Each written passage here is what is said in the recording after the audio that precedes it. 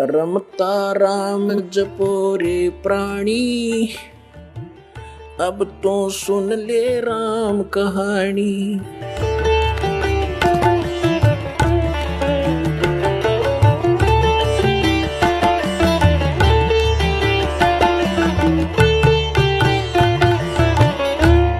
पुण्यात्मा, परमात्मा ने आके हमें ज्ञान दिया। दुख में सुमरण सब करे, सुख में करे ना कोई।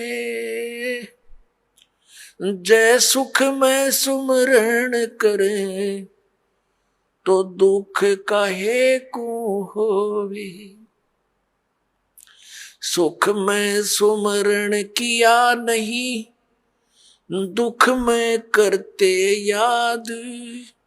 कह कबीरता दास की, कौन सुने फरियाद। परमात्मा ने आके बताया कि दुख में तो सब भगवान को याद करते और सुख में याद नहीं करते। सुख में सुमरण किया नहीं और फिर दुख में करते याद। कह कबीरता दास की, फिर कौन सुने फरियाद। तो पुण्यात्माओं, जो व्यक्ति आज अपने आप को इस झूठे सुख में सुखी मानता है और वो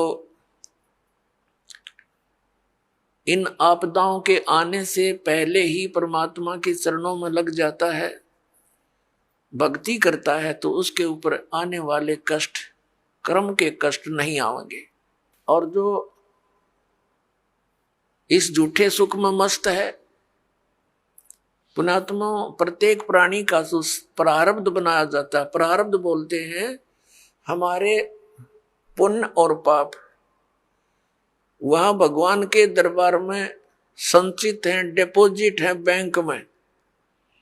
तो उनमें से जब हमारा मनुष्य जीवन आता है, एवरेज रेशो में पुण्यों के हिसाब से पुण्य निकाल लिए जाते हैं और पापों के हिसाब से पाप, दोनों का मिश्रण करके आपको एक मनुष्य शरीर मिलता है। जिनके पुण्य अधिक संचित हैं, उनकी पुण्य की रेशो जीवन में ज्यादा होती है, लेकिन पापों का समावेश भी अवश्य होता है।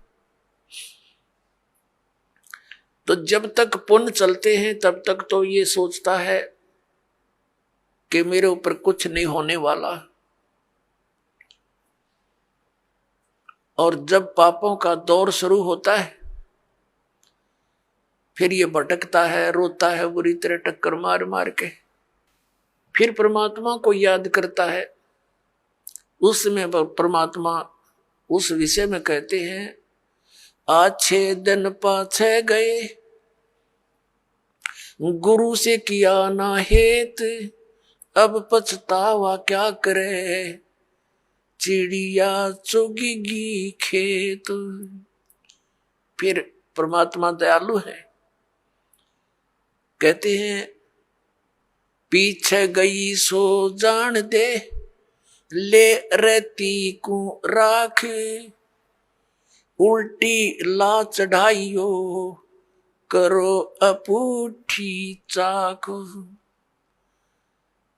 अब दयालु क्या बताते हैं कि अच्छे दिन पीछे गए, सतगुरु की तलाश की नहीं, और अब क्या पछतावा करे, समय रहते अपने खेत की रखवाल करी नहीं, खेत को चिड़ियों ने खा लिया। फिर परमात्मा कहते हैं कि चेत सके तो चेत ले, आधा आधा पदा उभार, कि जो थोड़ा बहुत बचा है तेरा, अब इसको संभाल ले, इसको उभार ले, अब भी बात बन जाएगी। अब क्या बताते हैं परमात्मा, जैसे कुछ बुजुर्ग लोग हैं, वृद्ध हो गए बेचारे, ये तत्व ज्ञान ना मिलने से, अध्यात्म ज्ञान ना मिलने से, अपने को जो ट्रेनिंग मिलती है परिवार से, रिश्तेदारी से, कुटुंब कबीले तक, समाज से, वो केवल यही मिलती है, भाई अपना करके खा ले और लेकर दे दे। ये तो एक नेक आदमी पुरुष का कर्तव्य बनता है, ये तो फर्ज होना ही चाहिए। लेकिन इसके साथ साथ हमने भविष्य का जो करना था, वो परमात्मा की साधना, धर्म, पुण्य करने थे, वो ज्ञान के बिना वंचित रह गए। और वो ज्ञान मिले सतगुरु और संत से, तो परमात्मा कहते हैं आखिर तुझको कौन कहेगा गुरु बिन आत्म ज्ञान। ठीक है, समाज संसार में रहने की विधि तो आपको समाज के लोग बता ही रहे, लेकिन आत्म कल्याण का जो मार्ग है वो संत ही बताया करते हैं। और संतों तक आप पहुंच नहीं पाते, क्योंकि आप उसी ऐसे समाज में ग्रप हो गए और उन्हीं विचारों से आप संतुष्ट हो गए कि इतना ही काम है। जब सत्संग में आवांगे पता चलेगा कि मनुष्य का और भी एक आवश्यक काम है जो हमने प्रारंभ नहीं किया। दास पहले गांव गांव में जाते थे, सत्संग करता था। एक गांव में 2 भाई थे, एक ने उपदेश ले लिया था, एक उनके पिताजी थे, बहुत नेक आत्मा थे, लेकिन इस ज्ञान के अभाव से वो इन सत्संग आदि के नाम से बहुत खिजते थे। हम वहां 3 दिन का पाठ करते थे जैसे यहाँ चलता है, और 3 दिन तक 2-2, 3-3 बार टाइम में सत्संग करते थे। गांव घर वालों को समझाते थे, क्योंकि नया भगवान, नया ही ज्ञान, कई दिन तक लगातार समझाने से कुछ बुद्धि में आता है ये। तो हम सत्संग कर रहे थे, उन घर वालों ने अपने सभी भाईचारे को कह दिया था कि हमारे घर में 3 दिन कोई भी हुक्का बीड़ी तमाकू का प्रयोग करने नहीं आवे, या घर में बीड़ी तमाकू लेकर भी नहीं आवे। तो क्या हुआ कि उनका बुढ़ा ऊपर चौबारे में, आंगन में, गर्मियों के दिन थे, ऊपर हुक्का भर कर बैठ गया दूसरे भाई अपने पुत्र के घर पे।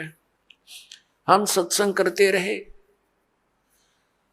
तो जब सत्संग समाप्त होने को हुआ, रात, पहले दिन सत्संग सुना दिन में, फिर रात ने सुना, तो अगले दिन वो रात्रि के समय सत्संग समापन हुआ, बूढ़ा नीचे आ गया।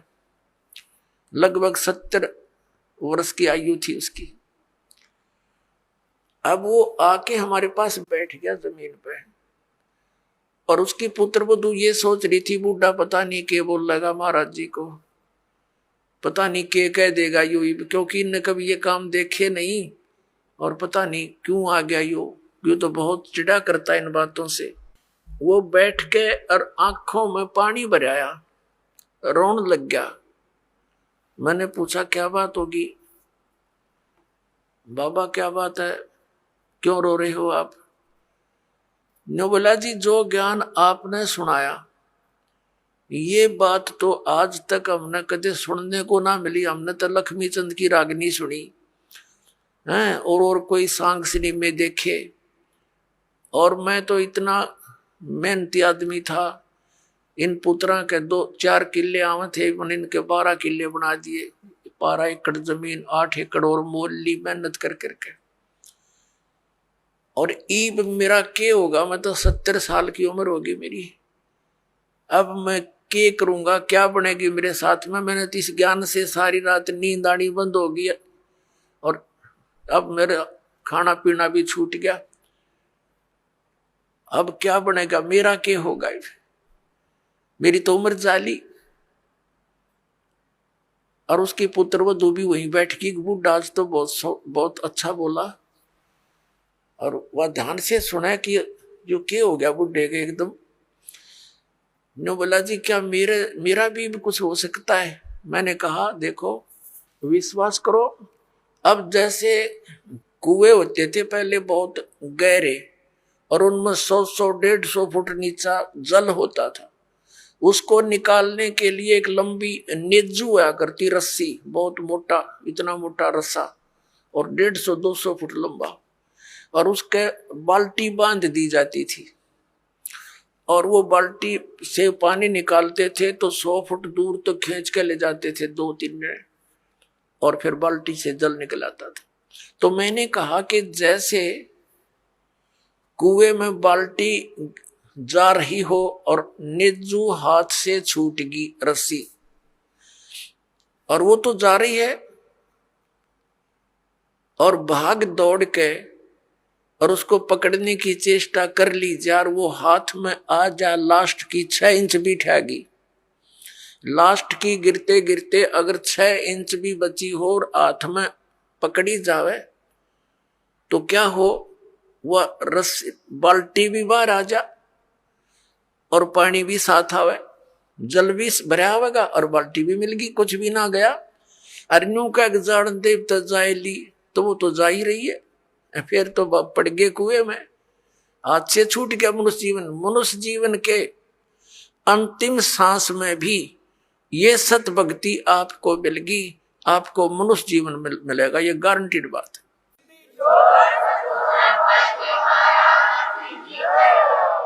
और आप क्या तो अभी 70 वर्ष है, एवरेज 80-90 तो मानते हैं मनुष्य की आयु, और आप तो स्वस्थ दिखाई देते हो, करड़े हो, खूब तगड़े, और नाम लो पर ओका बीड़ी शराब तम्बाकू ये छूना नहीं पड़ेगा। और आन उपासना कुछ नहीं करोगे, ये बाबे गांव गुम में जितने डेरे डेरे बन रहे हैं या अन्य जो समाधि पूजा तीर्थ व्रत ये नहीं करने होंगे। ने बोला जी मैं तो कुछ नहीं करूं, मेरा पीछा छूटे क्यों करे, और कर करा लिया हमने सारियों में डले डोलिए, मुझे दीक्षा दे दो। उसकी पुत्र वधू कहने लगी दादा ओके बहुत पीवा है तू, नाम लेकर हुक्का नहीं पीना। न बोला तो देखिए तो एक में मन तो पता ही ना था इस बात का, आग लग गई सोके गए, फूकना मैंने मेरा गधा बनूंगा कुत्ता बनू बिरान मटी होगी। और संता के वचन है ये झूठे नहीं हुआ कर दे बेटी, तो पुण्यात्मा देखड़े भाग जाएंगे बुढ़ापे में। नाम ले लिया उस भक्त ने और 10-15 वर्ष जिया, आराम से अपना मृत्यु को प्राप्त हुआ और मोक्ष हो गया। कहते हैं जीना तो थोड़ा ही भला, जब सत सुमरण हो और लाख वर्ष का जीवना लेखा धरे नहीं कोई।